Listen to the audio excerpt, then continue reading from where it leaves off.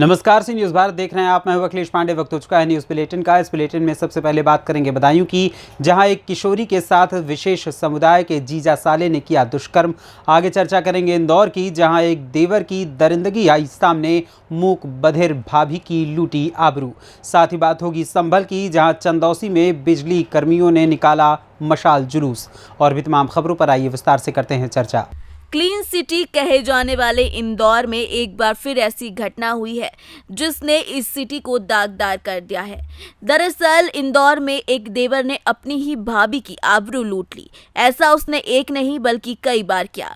मूक बधिर भाभी ने साइन लैंग्वेज में अपने साथ हुई दरिंदगी की कहानी को बयां किया।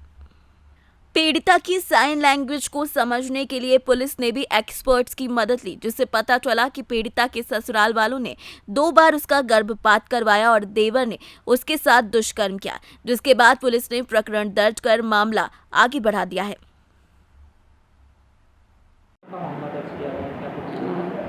एक मूक बधिर बालिका है जो ना सुन सकती है ना बोल सकती है, और उसकी शादी आष्टा हुई थी और उसका भी हस्बैंड जो है मूक बधिर ही है। शादी उसकी पिछले वर्ष हुई थी और पिछले वर्ष से कुछ दिनों पश्चात ही उसके घर वाले उसे परेशान करने लगे और दहेज के लिए उसके यहाँ डेयरी का धंधा है, तो भैंस लाने के लिए पैसे लिए थे और फिर उसको फिर परेशान करने लगे। और जब उसका प्रेग्नेंट हुई थी तो उसके ननंद जो कि नर्स का काम करती है, उनने किसी प्रकार से उसको दवाई दे दी और इंजेक्शन लगा दिए, जिससे उसका गर्भपात हो गया। इस तरह 2 बार गर्भपात हुआ। और जब उसके घर में कोई सास ससुराल वाले नहीं थे और देवर घर में अकेला था, तो देवर ने उसके साथ शारीरिक शोषण करा। पीड़िता क्योंकि मूक बधिर है तो वह उस समय अपने घर वालों को नहीं बता पाई। जब उसने हमारे यहाँ आवेदन दिया अपने परिजन के साथ, क्योंकि मायका उसका यहाँ पर है, तब हमारे द्वारा मूक बधिर जो शिक्षक होते हैं उनको बुला करके साइन लैंग्वेज में उससे बातचीत कर। इंदौर से सी न्यूज़ संवाददाता सुरेश बैरागी की रिपोर्ट। खबर बदायूं से, जहां बदायूं जनपद के कोतवाली बिसौली थाना क्षेत्र इलाके के एक गांव में मां के साथ घर में कुछ दूरी पर खेत में शौच को गई किशोरी के साथ 2 विशेष समुदाय के सगे जीजा साले समेत अन्य आरोपियों ने दुष्कर्म कर गैंग रेप की वारदात को अंजाम दिया। पुलिस ने तहरीर के आधार पर मुकदमा दर्ज कर जीजा साले समेत पुलिस ने 3 आरोपियों को हिरासत में लिया है। वहीं किशोरी को मेडिकल परीक्षण के लिए जिला अस्पताल भेजा गया है। भैया रात करीबन 10 बजे हमारी माँ ले गई थी उन्हें सोच के लिए। जब सोच के लिए गई थी तो बाहर 3 लोग खड़े हुए थे उस खेत में, और जब हमारी माता ने देखा ये कौन है, तो हमारी माता के उनके साथ गलत व्यवहार किया, मारपीट की और उन्हें बेहोश करके डाल दिया। हमारी बहन को मारपीट के घसीट कर ले गए थे वो अपने फार्म पर। उनके वहाँ पर अशरफी नाम के एक व्यक्ति है हमारे गांव में, उनके लड़के थे और दामाद थे, कई एक लोग थे। उन्होंने उसके साथ फाटक बंद करके दुष्कर्म किया साहब। एक का नाम आरिफ था और दामाद के उनका सब मालूम नहीं, और बाहर भी कुछ लोग थे। जब हमने देखा कि हमारी बहन चिल्लाई, तब वहाँ पर ही हम गए। हमने उसे बाहर निकाला और वो उसका लड़का तो अशरफी के उनके लड़के तो भाग गए, और उनका वो दामाद था वो पकड़ लिया गया है। वो अभी थाने में, हम सब थाने पर आए हुए हैं। बदायूं से सी न्यूज़ संवाददाता ओमवीर की रिपोर्ट। खबर इंदौर से, जहां जिला प्रशासन और इंदौर पुलिस ने मिलकर इंदौर शहर के भूमाफियाओं के खिलाफ पिछले दिनों एक के बाद एक कार्यवाही की थी और कई लोगों के खिलाफ विभिन्न धाराओं में प्रकरण दर्ज कर गिरफ्तार कर जेल भी पहुंचा दिया था। इस पूरे मामले में पकड़े गए भूमाफियाओं ने सुप्रीम कोर्ट में जमानत याचिका पेश की और जमानत ले ली। साथ ही साथ ये भी आश्वासन दिया कि जमानत मिलने के बाद वो पीड़ित लोगों को उनके प्लॉट देंगे, लेकिन जमानत मिलने के बाद वो वापस से फरार हो गए और पुलिस के द्वारा लगातार नोटिस देने के बाद भी नहीं आ रहे हैं। इसको लेकर पुलिस के द्वारा इंदौर हाई कोर्ट में आरोपियों की जमानत याचिका खारिज करने के लिए प्रतिवेदन लगाया गया है, जिस पर आने वाले दिनों में सुनवाई होगी। भूमाफियाओं के संबंध में हमारे थाना बाणगंगा क्षेत्र में कालिंदी गोल्ड एक कॉलोनी है, करीब 10 प्रकरण दर्ज है वहाँ पर। और इन्हीं प्रकरणों में ये कुछ भूमाफिया जो चंपू अजमेरा, हैप्पी धवन, महावीर जैन, निकुल कपासी, नीलेश अजमेरा, चिराग शाह वगैरह, ये लोग जो है माननीय सुप्रीम कोर्ट से इस कंडीशन पर ज़मानत हासिल किए थे कि हम लोग पीड़ित पक्ष को राहत देंगे, न्याय देंगे, समझौता करेंगे कुछ लोगों के पैसे वापस करेंगे, कुछ लोगों को प्लॉट है तो प्लॉट वापस करेंगे। इस शर्त पर माननीय सुप्रीम कोर्ट ने इन लोगों को ज़मानत दी थी, परंतु बाद में ज़मानत के पश्चात इन लोगों ने पुलिस प्रशासन को कोई इतना सहयोग नहीं किया। पीड़ित पक्ष आज भी पुलिस के पास आता है, प्रशासन के पास आता है। तो इन्होंने करीब जैसे 100 प्रकरण है तो 100 इंदौर से सीनियर संवाददाता सुरेश बैरागी की रिपोर्ट। संभल जनपद के चंदौसी मुरादाबाद रोड स्थित बिजली घर पर बिजली कर्मियों ने ऊर्जा मंत्री के साथ हुए समझौते को लागू करने के लिए प्रदेश भर में विरोध प्रदर्शन करके मशाल जुलूस निकाला। इसी क्रम में चंदौसी के बिजली घर पर भी विद्युत कर्मियों ने मशाल जुलूस निकालकर अपना विरोध प्रदर्शन किया और जमकर नारेबाजी की। विद्युत कर्मी हाथों में मशाल और नारेबाजी करते हुए बिजली घर से सड़कों तक उतर आए और जमकर समझौते के खिलाफ नारेबाजी की। नाम है आपका? मैं आशीष कटारिया, सहायक अभियंता मीटर चंदौसी। आज विद्युत कर्मचारी संयुक्त संघ के तत्वाधान में मशाल जुलूस निकाला है, आप नारेबाजी कर रहे हैं, प्रदर्शन कर रहे हैं, क्या है पूरा मामला? जी देखिए, हमारी 15 सूत्री मांगे थी, जिसको लेकर हमने अभी नवंबर-दिसंबर में भी प्रदर्शन किया। इसके पश्चात ऊर्जा मंत्री जी की अध्यक्षता में हम लोगों का एक समझौता हुआ था माननीय ऊर्जा मंत्री जी से, परंतु उसका अनुपालन नहीं हो पाया है। तो हम हमारा जो प्रदर्शन हो रहा है वो समझौते के अनुपालन के लिए कराया जा रहा है। हमारी जो 15 सूत्री मांगे थी वो एक बहुत कर्मचारी हित पे दी गई थी और उनका अनुपालन होना हम सबके लिए बहुत ज़रूरी है। साथ ही जो हमारा प्राइवेटाइजेशन की तरफ सरकार बढ़ रही है, एक तरफ सरकार कहती है वो प्राइवेटाइजेशन नहीं कर रही है, पर दूसरी तरफ अभी हमारे अनपरा में 2 नई इकाइयाँ एनटीपीसी के साथ पार्टनरशिप करके बनाई जा रही हैं। तो इन सभी कारणों से ये हमारा प्रदर्शन हो रहा है और हमारा मेन उद्देश्य यही है कि जो हमारा समझौता होता है उसको लागू किया जाए। अच्छा, मांगे नहीं मानी गई तो क्या रणनीति रहेगी आपकी? इसके बाद अभी हमारा 16 तारीख से रात को 10 बजे से हमारा हड़ताल का कार्यक्रम चालू होगा। अभी कल से हमारा कार्य बहिष्कार का कार्यक्रम चालू है। संभल से सीनियर संवाददाता सोनू वाशने की रिपोर्ट। खबर अयोध्या से है, जहां अयोध्या जनपद मिल्कीपुर विधानसभा क्षेत्र में ग्राम हल्लेसारी में चल रही 7 दिवसीय संगीतमय श्रीमद् भागवत कथा ज्ञान यज्ञ में कथा के दूसरे दिन श्रद्धालुओं ने कथा का रसपान किया।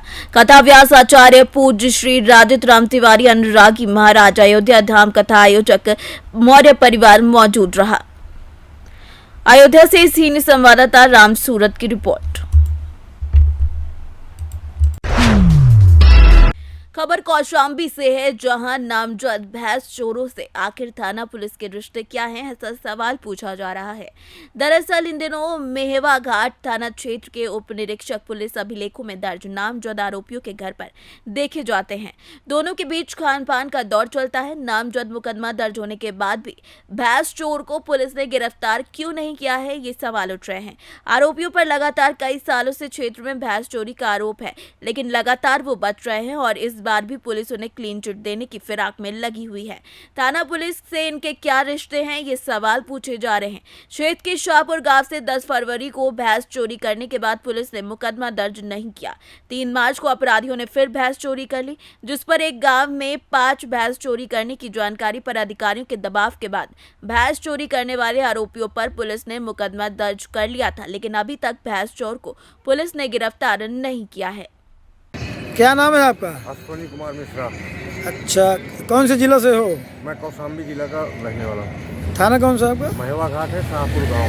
तो क्या मामला है? हमारी 10 फरवरी को भैंस चोर ले गए हैं और वो विनोद सिंह साहब के साथ घूमते बैठते उठते हैं। विनोद सिंह कौन है? विनोद सिंह हल्का इंचार्ज है, विनोद कुमार सिंह यादव। अब वो उन्हीं के साथ बैठते उठते हैं। हमारी 5 मार्च को जाकर के FIR बड़ी मशक्कत से लिखी गई है। आप वो कब भैंस चोरी हुई थी? 10 फरवरी को। FIR कब हुई? 5 मार्च को।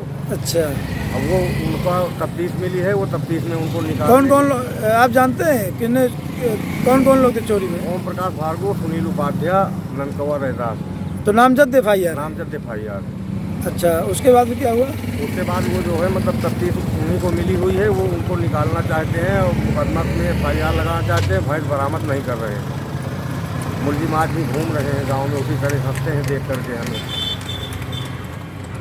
तो आप कहाँ आए हैं? मैं कप्तान साहब के यहाँ आया था शिकायत करने के लिए। अच्छा, तो कप्तान साहब क्या बोले? मिले नहीं है साहब। कौशाम्बी से सीनियर संवाददाता नवदीप त्रिपाठी की रिपोर्ट। शहडोल में सी न्यूज भारत की खबर का बड़ा असर देखने को मिला। जिले के बहको नगर परिषद में पानी की समस्या को लेकर पार्षद और स्थानीय लोगों ने मोर्चा खोल दिया था और आमरण अनशन पर बैठ गए थे। इस मामले को लेकर चैनल ने पानी की समस्या को लेकर प्रमुखता से खबर को दिखाया था, जिस पर जिला प्रशासन और नगर परिषद ने मांग को ध्यान में रखते हुए 6 टैंकरों की व्यवस्था की। साथ ही पाइपलाइन में नए वॉल्व लगाने के साथ ही अमृत 2 योजना के तहत जल्द पानी की स्थायी व्यवस्था करने की मांग की है। वहीं अनशनकारियों को भी जूस पिलाकर धरना समाप्त करवाया गया। शहडोल से सी न्यूज संवाददाता रजनीश की रिपोर्ट। सोनभद्र के दुद्दी में पिछले 1 दशक से यहां अवैध खनन ग्रामीणों के लिए नासूर बना हुआ है। ग्रामीण विरोध करते हैं, अधिकारियों से शिकायत भी करते हैं, लेकिन जिम्मेदारों की मिली भगत से कभी भी ठोस कार्यवाही नहीं हो सकी है। सोनभद्र के दुद्दी तहसील में खनन माफियाओं ने पीपरा डी और कोरगी को दुद्दी तहसील प्रशासन के लिए लगातार बड़ी चुनौती बना दिया है। खनन माफियाओं के रसूख के आगे सिस्टम बौना नजर आता है। पिछले 1 दशक से यहाँ अवैध खनन ग्रामीणों के लिए नासूर बना हुआ है। ग्रामीण विरोध करते हैं, अधिकारियों से शिकायत भी करते हैं, लेकिन जिम्मेदारों की मिली भगत से कभी भी ठोस कार्यवाही नहीं हो सकी है। गौरतलब ये भी है कि खनिज विभाग ने जिले के सभी खदानों में निर्धारित सीमांकन और निर्धारित रेत उत्खनन की मात्रा पहले से तय की हुई है। इसके विपरीत RSI stone world private limited company निर्धारित सीमा के बाहर रेत का उत्खनन लगातार कर रही है। क्या नाम है सर आपका? मेरा नाम पड़ेगा राकेश कुमार गुप्ता, ग्राम प्रधान यहाँ के हैं, अभी वर्तमान में हैं। प्रधान जी, क्या समस्या है यहाँ आपको? समस्या ये है कि देखिए, जब से बालू साइड चला है यहाँ से, जी जी, ठेकेदार से हम बोले थे जब पहले जो रोड चल रहा है उस रोड से आप ले जाइए, लेकिन माना नहीं ठेकेदार। वो दबंगई से बिल्कुल एकदम जो नहीं, हम इसी रोड से ले जाएंगे। और हम चूँकि यहाँ के वर्तमान प्रधान हैं, हम क्या कर सकते हैं अकेले? पब्लिक को गुमराह करके, हमारे अगल बगल के जितने भी काश्तकार हैं गुमराह करके, जो तुम्हें इतना देंगे, ये करेंगे, वो करेंगे, सब करते करते रोड को मारा है एकदम धजिया खबर गया रोड का पूरा। आप देख लीजिए, सामने रोड है ही। उच्च अधिकारियों से आपने नहीं बात किया अभी तक? उच्च अधिकारी से तमाम तरह से बात हुआ है, अधिकारी जांच कर रहे हैं, बस यही हो रहा है। प्रार्थना पत्र तहसील दिवस में कई बार दिए। क्या सद्भावना आपको मिल रहा है कि कार्य को बंद किया जाएगा कि सड़क बनवाई जाएगी? बोल रहे हैं बनेगा अक्टूबर से। सोनभद्र से सी न्यूज संवाददाता मुस्ताक अहमद की रिपोर्ट।